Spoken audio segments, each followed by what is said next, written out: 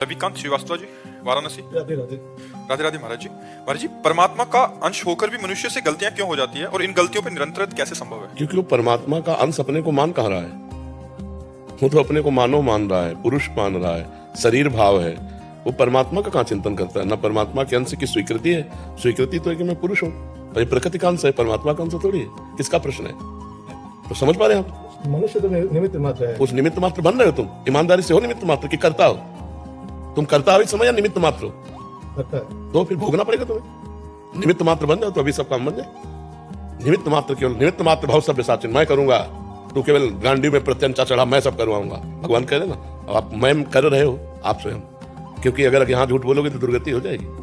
यहाँ कोई प्रपंच का स्थान तो नहीं है ना, यहाँ प्रपंच से निवृत्त होने का स्थान है। तो अंदर से देखो, आप स्वयं संकल्प करते हैं, आप स्वयं कर्मों को करते हैं, आप स्वयं भोगों को भोगते हैं। तो आप निमित्त मात्र नहीं है, आप कर्ता और भोगता है। तो अहंकार विमूढ़ आत्मा, भगवान के वचन, कर्ता अमिति मन्यते, और वो अहंकारी को फिर उसके कर्म के अनुसार दुर्गति या सदगति होती है। शुभ कर्म करेगा तो स्वर्ग लोक जाएगा, अशुभ कर्म करेगा तो नरक लोक जाएगा। शुभ अशुभ मिश्रित होंगे तो मृत्यु लोक आएगा, और शुभ अशुभ दोनों को मिटा दे तो भगवान की प्राप्ति हो जाएगी। तो हम लोग निमित्त मात्र कहाँ? अगर निमित्त मात्र बन जाए तो जैसे रहट चल रहा है झूले में, झूला चल रहा है, आप केवल बैठे हैं।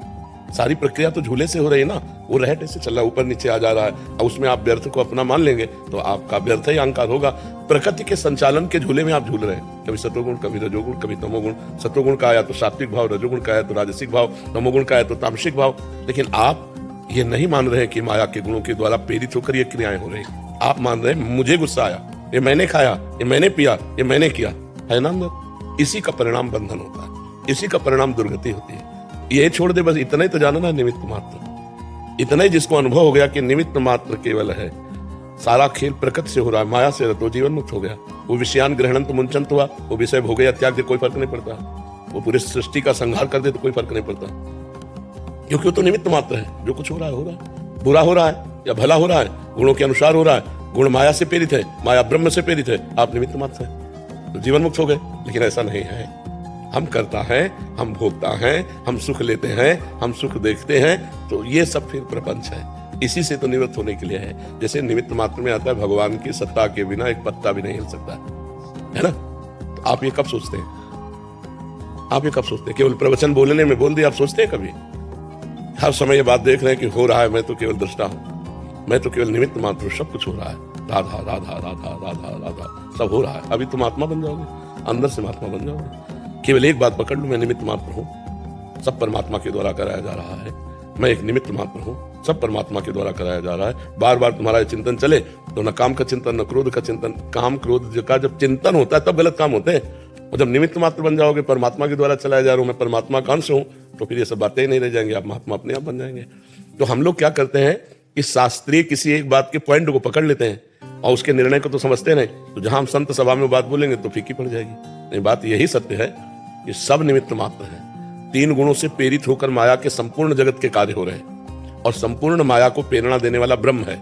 ब्रह्म से प्रेरित माया, माया से प्रेरित त्रिगुण, त्रिगुण से प्रेरित पूरा चराचर जगत, ब्रह्मा विष्णु महेश भी। रजोगुण से प्रेरित होकर वो सृष्टि रचते हैं, सतोगुण से प्रेरित होकर सृष्टि पालन करते हैं, तमोगुण से प्रेरित होकर सृष्टि का संहार करते हैं। अब वो करते नहीं है, वो प्रेरित है, इसलिए वो बंधते नहीं।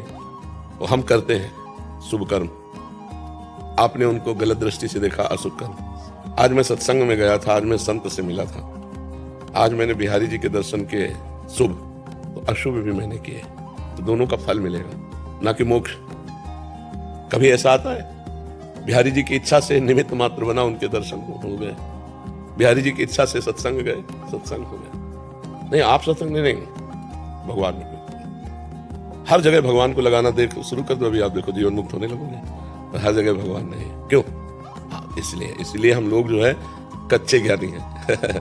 सच्चे ज्ञानी हो जाए तो बात ऐसी ही है कि जैसे एक ट्रेन में आदमी बैठा था, वो दौड़ रहा था डिब्बे में, तो उससे लोगों ने पूछा, भाई तेरी क्या समस्या है, तू बैठ जा। तो उसने कहा, मुझे अमुक स्टेशन जल्दी जाना। तो बोले, ट्रेन चल रही, तू बैठ जा, तू बैठ जा, ट्रेन चल रही है, बस काल चक्र चल रहा है, तू बैठ जा भगवान के चरणों में। उनको जब जो करवाना सब ऐसा हो जाएगा। लेकिन हम लोग ऐसे नहीं हैं, ईमानदारी से है, हम करता हैं, हम भोगता हैं, तो इसीलिए हमें को बंधन प्राप्त हो रहा है। और कर्ता भोक्ता भाव हट जाए तो हमारा कोई बंधन नहीं, कभी किसी भी तरह का बंधन नहीं। जीवन मुक्त थे, जीवन मुक्त हो, और जीवन मुक्त रहोगे, भगवान के अंश को कोई बांध नहीं सकता। वो स्वयं फंसा हुआ है, बंधे हो कीर मरकट की नाई। गोस्वामी जी ने कहा है कि जड़ चेतन ही ग्रंथि पड़ गई, यद्यपि मृषा छूटत कठिनाई। जड़ चेतन की ऐसी ग्रंथि पड़ गई, यद्यपि ग्रंथि पड़ ही नहीं सकती मृषा, पर छूटत कठिनाई। बंधे हो कीर मरकट की नाई। जैसे तोता है, उसको पकड़ने के लिए कैसे पोल डाल दिया, जैसे पोल का मतलब पंखा घुमाने वाला, हाथ वाला पंखा में ऐसे करो ना तो घूमता है वो पोल, और ऊपर लाशा कोई गोंद टाइप रख के उस पर दाने चिपका दिए, और वो आके जो ही ऐसे बैठा दाना चुनने के लिए, सो पोला घूम गया। अब वो और जोर से पकड़ लिया। अगर वो छोड़ दे तो मुक्त है, पर वो छोड़ना, वो सोचता है अगर मैं छोड़ा तो मर गया, क्योंकि उल्टा टंग जाता है ना। वो घूम गया पोला वजन पा करके, तो बंधे हो कीर, अगर वो छोड़ दे तो उड़ जाए। अब ऐसे मटकी में छुहारे भर दिए या दान चना भर दिए, और बंदर लोभी जाते ऐसे दोनों हाथ डाल के ऐसे पकड़, अब वो निकल नहीं रहा। बंधे हो कीर मरकट की नाई। अगर वो मुट्ठी छोड़ दे तो निकल जाए, लेकिन वो समझता मुझे किसी ने पकड़ लिया। ऐसे उपाय करेगा? ऐसे नहीं करेगा। ऐसे ही हम लोग हैं, स्त्री पुत्र परिवार शरीर सबकी ममता भोग, नाना प्रकार के मकान धन विविध प्रकार के और इनको पकड़े 5 ज्ञानेंद्रियों के द्वारा, शब्द स्पर्श रूप रसगंध संसार रूपी मटके में, तो काल रूपी बहलिया आता है और मार करके हमको चला जाता है। नहीं तो हमें कोई नहीं पकड़े। बताओ कौन पकड़े? हम खुद पकड़े।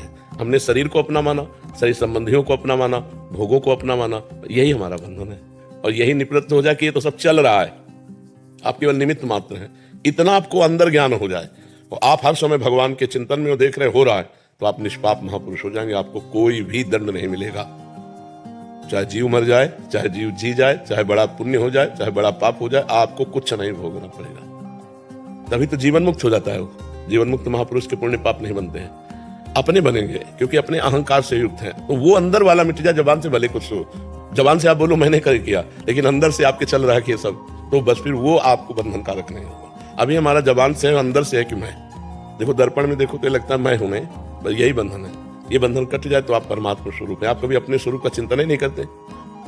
आप अपने स्वरूप का चिंतन कभी करते हैं? क्योंकि आपने अपने को जाना ही नहीं, केवल सुनी बात कह रहे हैं कि आप परमात्मा के अंश है ना। और जब आप जान जाएंगे अपने को, तो परमात्मा का अंश नहीं है, आप परमात्मा ही है। गंगा जल चाहे एक चम्मच हो तो गंगा जल है, चाहे एक टैंकर हो तो गंगा जल है, और चाहे एक धारा हो तो गंगा जल है। गंगा जल तो गंगा जल है ना। तो पूर्णमदः पूर्णमिदं पूर्णात् पूर्णमुदच्यते पूर्णस्य पूर्णमादाय पूर्णमेवावशिष्यते। वो परमात्मा पूर्ण है, तो उसका अवशिष्य जो है, अंश जो है, वो भी पूर्ण है।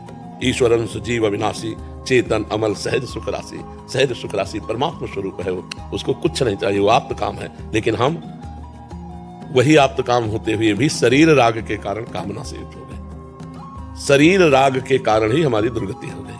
हमें जो शरीर मिलता है उसी को अपना स्वरूप मान लेते हैं। शरीर मिलते जाते हैं, कर्म बनते जाते हैं, बिछुड़ते जाते हैं, फिर शरीर में पुनरपि जननम पुनरपि मरणम पुनरपि जननी, ये चक्र चल रहा है। अब ज्ञान हो जाए इस बात का और कर्तव्य भोक्तत्व मिट जाए तो जीवन मुक्त हो गया। इसीलिए सतमार्ग है, इसीलिए अध्यात्म है। और ये भजन के बिना होगा नहीं, केवल बुद्धि के विचार से नहीं होगा, भजन होना चाहिए। खूब नाम जप करो, भगवान का नाम जप करते हो, हाँ खूब नाम जप करो और परोपकार करो, और कोई पाप कर्म न बनने पावे। और यही विचार रखो कि सब यंत्रवत चल रहा है, मेरे कुछ संभाले नहीं संभलेगा, मेरे कुछ बनाए नहीं बनेगा, ये प्रकृति का प्रवाह चल रहा है, मैं तो परमात्मा का अंश हूँ।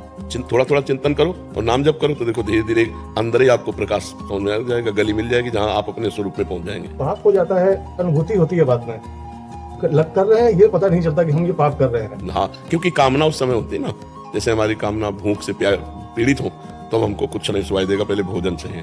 ऐसे जब काम की व्याकुलता होती है तब कुछ सुनाई नहीं। वो काम भोग के बाद निर्णय करो बैठ के कि पाप था कि पुण्य था। उस समय तो कामना का भूत सवार था, उसने कर बैठा ला। और कामना का भूत होता सुख भोगने की इच्छा, सुख के लिए ही सारी चेष्टाएं कामनाएं होती हैं। और सुख है परमात्मा में, हम उसे प्रकृति में आरोपित करते हैं, इसलिए आज तक नहीं सुखी हो पाए। प्रकृति का बार बार भोग करते हैं, सुख तो मिलता नहीं, और इच्छा है हमें सुख की।